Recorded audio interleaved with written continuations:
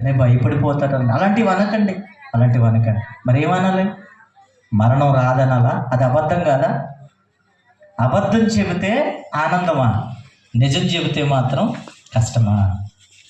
అలాంటి మాటలు ఇప్పుడు ఎత్తకూడదండి. మరణం కోసం మాట్లాడకూడదండి. మాట్లాడినా మాట్లాడకపోయినా ఒకరోజు మన కళ్ళ ముందు మరణం కనబడుతుంది. అప్పుడు ఏం చేయాలి?